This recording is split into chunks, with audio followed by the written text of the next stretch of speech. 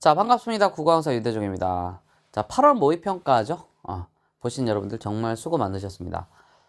전체적인 난도는요, 독서와 언어 파트가 조금 어렵다라고 볼 수 있는 시험일 수도 있어요. 사람에 따라서 약간 케바케 영향은 있을 수 있겠지만, 문학에 비해서 독서가 조금 어렵다라는 생각이 들 수 있는 그런 겁니다. 지문 길이는 짧아졌지만 그에 비해서 응집력이라고 하는 것은 그 문장과 문장을 연결하는 힘이거든요. 그런 것들이 좀 더 강해졌어요. 그래서 지시어나 접속어, 유의관계 이런 것들을 통해서 여러분이 계속 축적해 나가고 분리해 나가지 않으면 구별할 거 구분하고 연결할 거 연결하지 않으면 좀 어려웠던 지문이었다라고 볼 수가 있어요. 자, 그래서 조금 이제 걱정이 되긴 하지만 또 다행인 건 뭐냐면 EBS 연계 체감 정도가 굉장히 좀 많이 상승을 했다. 오히려 문학보다도 독서에서 그런 연계 체감률이 조금 눈에 띄고 있다는 게 좀 주목할 만합니다. 가령 이제 이중차 문법도 알면 좀 편했거든요. 해결도 알면 편했거든요. 제가 저번부터 누누이 얘기해 드렸잖아. 그래서 이제 뭐 제가 공지사항에 유리분까지 이제 넣어 드린 거였는데 뭐 거의 뭐 비슷하게 나왔죠. 그래서 제가 얘기하는 부분은 뭐냐면 여러분들이 그런 학습이 어느 정도 좀 되면 이득일 수 있는 부분들이 좀 존재해요. 그러니까 이제는 학습의 방법이 조금 이제 개선이 돼야 돼. 그러니까 이원화 구조로 가야 됩니다. 그러니까 비기출과 기출 같이 가야 되고요. 특히 이제 비기출 중에는 EBS 관련성이 좀 높은 것, 관련성이 좀 높은 것과 그 다음에 기출을 통해서 계속 연습을 해야 되거든요. 사실은 솔직히 이제 요번에 이제 유리부 문제도 3점짜리 문제도 뭐 단 점유 계정으로 성립 취득을 할 수 없다는 점유 소유 지문의 포인트와 대를 같이 해요. 그죠? 그래서 양도인이 실제 소유자인가 그렇지 않은가 그걸 갈라서 문제 풀었듯이 여기도 을이 도움을 좀 이제 뭐 물건의 어떤 가치를 올리는데 도움을 줬냐 안 줬냐로 일단 나누시고 그리고 유류분에 대한 어떤 부족액과 관련해서 유류분 부족액과 그 다음에 유류분권 자체와 그 다음에 지분 요런 것들을 각각 좀 분절해서 이제 처리를 했어야 되는 지문이기도 합니다. 그래서 말씀드렸듯이 이제 법지문에서는 범주가 중요하다 말씀드렸는데 마찬가지로 그런 게 나왔어요.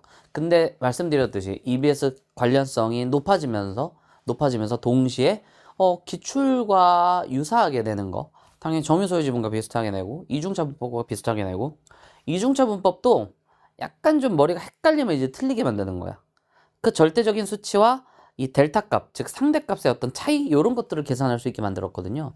요번에도 지금 20%에 대해서 80%로 적용할 수 있는 그 역수에 대한 어떤 반영을 잘 취할 수 있느냐가 사실 14번 문제를 푸는 관건이었잖아요. 그런 것들이 이제 나올 수가 있다는 거 항상 잊지 마세요. 다시 정리해드리면 전체적으로 여러분이 학습하셔야 되는 건 가령 EBS 문학을 했어. 그럼 이제 기출 문학도 같이 하셔야 돼요. 사실은 뭐 너무 당연한 얘기인데 독서도요. 이제 EBS 관련 독서를 하시면서 동시에 이제 기출도 같이 하셔야 된다는 거야. 뭐 저는 당연히 제 수강생들을 위주로 지금 총평을 찍고 있는 거니까 가령 이제 라인이 이제 독서 위주니까 라인을 하면서 EBS 연계 체감을 올리고 그 다음에 이제 기출 같이 하면서 진또배기가 기출이거든요. 그래서 라인과 진또배기를 제가 항상 병행하라고 했던 이유가 이런 데 있습니다.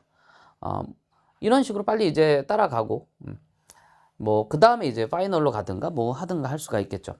그래서 여러분들은 뭐 어떤 강사를 듣든지 상관없어요. 여러분의 어떤 선택을 존중합니다. 그 대신에 결국에는 이원화 구조로 가셔야 된다는 거죠. EBS 학습과 기출 학습을 이원화 시켜서 결국에는 하나의 포인트에서 이제 그 수능 날 여러분이 포인트를 잡고 해결을 하셔야 되겠죠. 무슨 말인지 아시겠어요? 그래서 사실 이런 거 아니겠어요? EBS에 대한 연습, 그 다음에 기출에 대한 확보, 기출을 통해서 형식적인 측면, EBS 통해서 내용적인 측면 이런 것들이 좀 확보가 된 게 바로 이제 모의고사 같은 것들이죠. 근데 모의고사를 그냥 매일 1실 뭐 이런다고 해서 실력이 늘지 않고요. 그것들이 또한 이제 응집성 있게 이제 여러분의 어떤 지식이 되고 또 피와 살이 돼야 여러분들이 이제 항의하는데 별 무리가 없겠죠.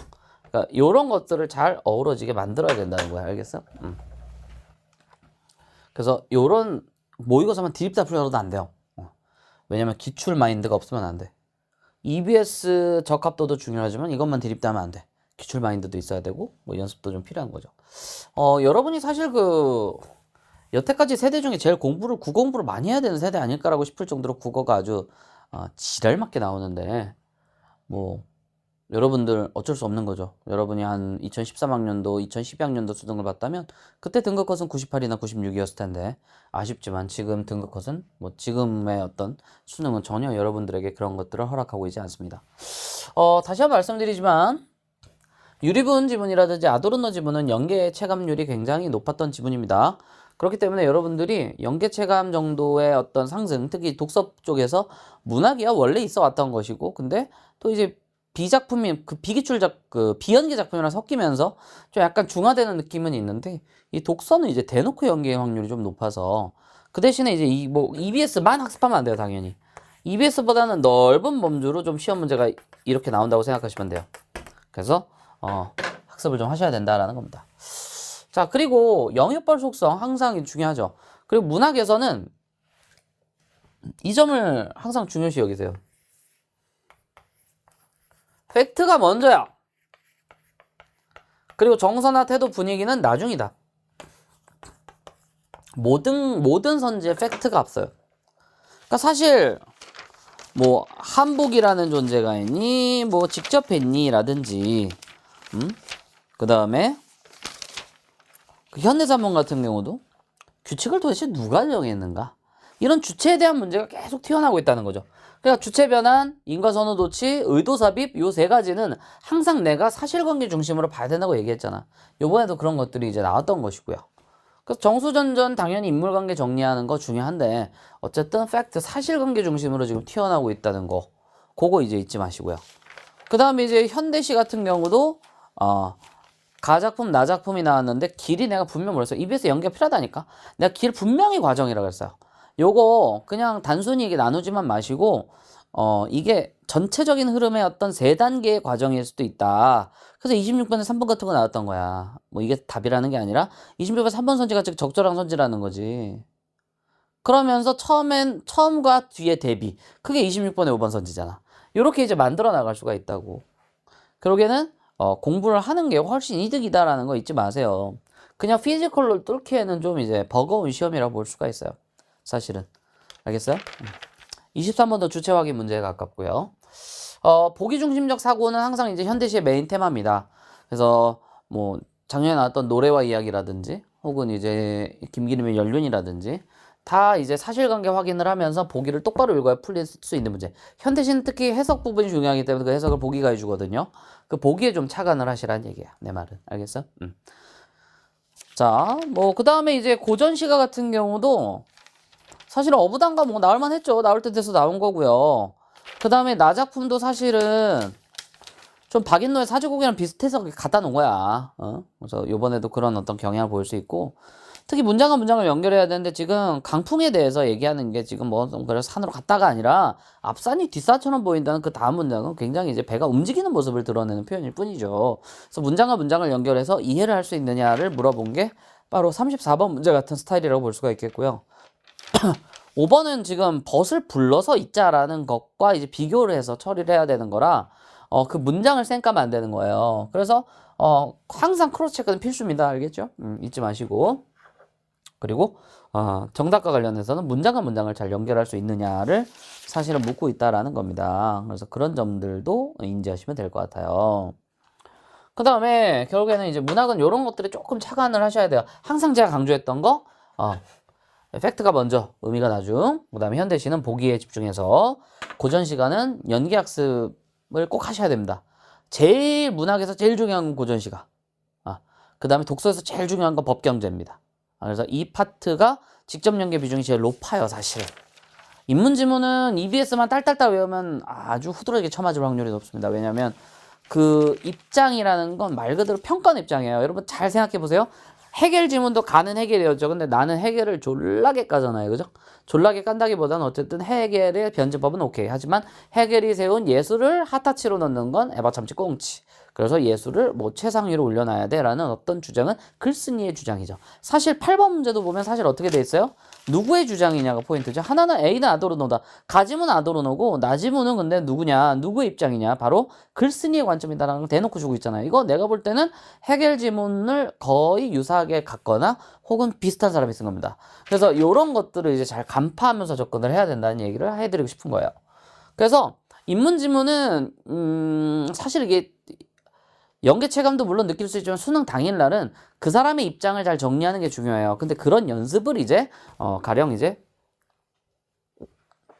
입에서 연기 소재들을 통해서 하는 거고 그걸 외우면 안 돼. 외우기보다는 연습을 한다 라고 생각하시면 돼요.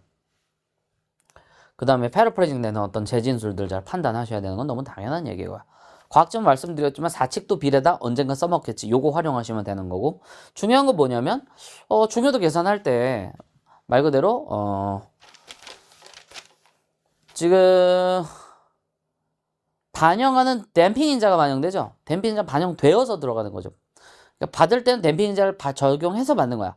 가령 16으로 시작하더라도 이제 양쪽으로 88 나눠주잖아. 88 나눠줄 때 나눠줄 때 실제 들어가는 건 4로 들어가는 거죠. 나눠줄 때 16을 8과 8로 나눠서 들어가는데 거기서 댐핑 인자 0.5를 곱해서 이제 4로 들어가는 거죠. 그리고 이제 그 4가 중간에 있는 어떤 4 중에 일부가 뭐 가령 이쪽으로 막 뻗어나가 있어. 그러면 이제 당연히 2분할해서 2와 2를 들어가는데 댐핑 인자가 또 0.5가 적용되니까 0.5파가 적용되니까 0.5를 곱해서 적용해야 되니까 1로 들어가서 이쪽 중요도가 4 플러스 1 그래서 5가 될 수 있다라는 걸 드러내는 어떤 지문이 바로 이제 보기 문제 아니었어요? 네. 그래서 이런 것들을 이제 여러분이 이제 풀 수 있으려면 사칙도 비례다 언젠가 써먹겠지 이런 생각을 갖고 접근을 하시라는 거고 사실은 이제 14번도 페이크를 준 게 이제 역수를 통해서 판단을 할 수 있는 페이크라 요 뭐랑 비슷하냐면 어떻게든 절대값이냐 혹은 델타값이냐에 대한 문제를 냈던 이중차분법과 굉장히 맥이 닿아 있습니다. 그래서 이중차분법과 같이 접근을 하시면 조금 도움이 될 것 같아요. 내가 볼 때는 그런 식으로 이제 과학기술 지문도 그렇게 이제 정리를 해드리면 되겠고요. 그 다음에 이제 법지문 같은 경우는 말씀드렸듯이 13번이 조금 어려울 수는 있는데 사실 뭐 유리분 부족액과 유리분 반환의 지분, 유리분 반환의 대상에 대한 지분값 계산 이런 것들을 사실 갈라서 할 수 있었으면 충분히 풀 수 있었던 문제고 사실은 이해를 해야 돼요. 점유소유 지문도 이 지문도 약간의 이해가 필요한데 생각해봐. 만약에 상속 개시 당시의 지가를 기준으로 해야 되지만 어쨌든 야 그래 만약에 무상취득자 네가 노력을 해서 그 물건의 가치를 올렸다면 무상취득 당시의 시가를 기준으로 계산을 하자. 그죠? 그러니까 그 기준으로 계산해서 쳐주겠다라는 얘기야. 단 이렇게 정해진 지분을 계산할 때는 상속 개시 당시의 시가를 기준점으로 삼아서 그죠? 그런 얘기야. 유류분 부족액 계산할 때와 그 다음에 그 뒤에 있는 지분 계산할 때의 포인트. 근데 지분 계산할 때는 상승 원인이 무엇이든지 간에 어쨌든 상속 개시 당시에 시가를 기준으로 해야 된다라는 문장을 봤으면 13번 처리가 안 되지 않아요. 됩니다, 이거. 무슨 소리인지 알겠어? 그리고 그 의도를 한번 이해를 해보라고. 물건의 가치를 높인 사람의 노력을 인정하려면 어떻게 해야 하는가. 알겠어? 무슨 소리인지 알겠어? 2번 선지처럼 유류분을 이제 유류분 반환을 7분의 3보다 더 높게 받아야 하는가 아니면 현저하게 낮게 받아야 하겠는가 오케이? 물건의 가치를 높인 사람에 대한 그리고 그걸 다시 반환해야 되는 그 물건에 대한 카운팅을 할 때 그런 것들을 고려하려면 어떻게 해줘야 되는가를 생각을 해봐야 되고요. 12번 문제 같은 경우도 사실은 기업과 그 주변 문맥에 있는 다만 여기서 끊었어야지. 사실 원칙과 예외잖아. 이렇게 쪼개서 이제 갈 수가 있어야 돼요. 예외 그리고 유류분 반환액과 지분과 이런 것들을 갈라줄 수 있는 범주. 그 다음에 내가 분명히 이제 공지사항에까지 이제 글을 올리면서 필요 조건 얘기했었잖아요. 그 분명히 상속 개시 전에는 행사할 수 없다는 거 얘기해드렸잖아. 이런 알면 좀 편해요, 확실히. 그래서 이런 것들이 좀 필요하다라는 겁니다. 그래서 각각의 어떤 영역별로 어떤 생각을 갖고 접근할지 좀 생각을 하고 좀 어느 정도 기획을 짜고 들어가야 돼요. 사실 머릿속 기획이라기보다는 행동 강령이 머릿속에 잠재되어 있는 상태에서 좀 펼쳐져야 된다라는 겁니다.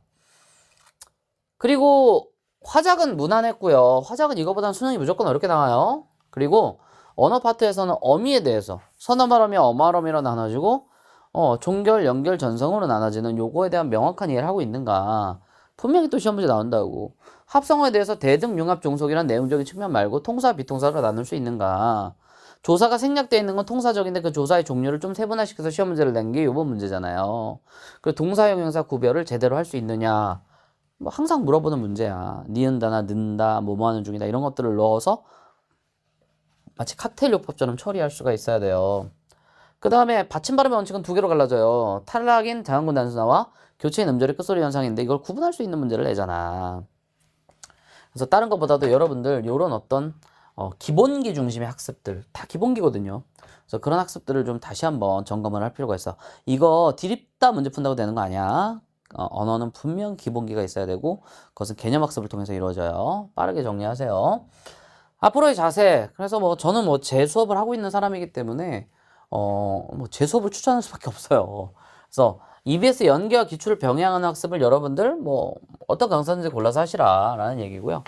저 같은 경우는 이건 OBS로, 요거는 이제 문학 진도 배기로 하고 있고, 독서 같은 경우는 라인, 그 다음에 독서 진도 배기로 진행을 하고 있습니다. 그래서 빠른 속도로 좀 소화를 하시고 그 다음에 파이널로 오실 수 있도록 하시면 되겠죠. 그 다음에 약점 체크는 필수입니다. 여러분 문제 그 6월, 9월 평가원이죠. 6월, 9월 평가원 문제들을 좀 모아놓으세요. 오답 노트를 만들라고 얘기도 안 해요. 모아놓으세요. 모아놓은 상태에서 틀린 문제를 점검하는 막달의 시간이 필요합니다. 그러니까 뭐 사설 모의고사에만 집중하지 마시고 기출에 대한 반복 그리고 비기출은 상대적으로 가볍게 접근을 하셔야 성공할 수가 있어요. 알겠어요? 뭐 이 과학지문도 이중참고법이랑 비슷하고 그 다음에 이제 법지문은 점유소유 지문이랑 비슷한데 안 할 거야? 해야지. 알겠어요? 그 다음에 언어 선택자 말씀드렸듯이 언어 기본기 그 다음에 문제를 통한 어떤 심화 훈련이 좀 필요해서 이런 것들 엄해총론 제가 그 엔제가 이제 교육청이다 평가 문제다 합친 줄 알고 엔제라고 이름을 지었는데 엄해총론 엔제는 실제로는 교육청 평가 문제들이 합쳐져 있는 거고요. 언어 스팀팩이 이제 언어 스팀팩 매체 스팀팩 합쳐서 따로따로 팔고는 있는데 어쨌든 언어 스팀팩이 이제 이게 여러분이 얘기하는 엔제 즉 자작 문제입니다.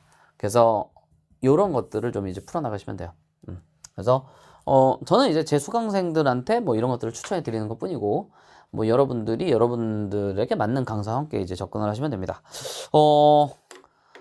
다시 한번 얘기하지만 EBS 직접 연계 비중이 올라가고 있습니다. 특히 독서 파트에서. 그래서 그 점 염두에 놓으시고 그 대신 EBS 자체를 풀기보다는 뭐 그것도 당연히 풀면 도움은 조금 되겠지만 더 넓게 학습을 하는 어떤 작업과 기출에 대한 형식적인 측면을 계속 반복 작업하는 어떤 그런 것들이 좀 필요할 것 같다라는 생각이 좀 들어요. 그 다음에 문학은 항상 지금 해왔던 것처럼 꾸준히 EBS와 기출을 역시 이원화시켜서 접근하시고 언어는 기본 개념을 반드시 지금 여기서 2개 정도 틀렸다 그러면 반드시 학습하시고 학습을 하신 상태에서 학습을 하면서 사실 지금 시간 없으니까 어떤 개념을 통해서 1강을 학습했어, 체언을 학습했어. 그럼 체언과 관련된 문제들 다발로 풀면서 좀 접근하시면 좀 좋지 않을까라는 생각이 좀 드네요. 그리고 항상 얘기합니다. 일일비하지 마세요. 어쨌든 뭐 흘러가는 겁니다. 그러면서 더 나은 방향으로 사실 흘러가기만 하는 게 아니라 더 나아가면 되는 거예요. 모든 시험보다 수능을 더 잘 보면 됩니다. 제발 부탁인데 일일비하지 마시고 천천히 차근차근 하시면서 아직 시간이 좀 남아 있으니까요. 계획을 잘 세워서 이게 열심히 하셔서 그러면서 이렇게 기출과 비기출을 같이 병행하셔서 좀 좋은 효과를 좀 거두셨으면 좋겠습니다. 자, 그러면 또 이제 본 수업 때 찾아뵙도록 하겠습니다. 감사합니다.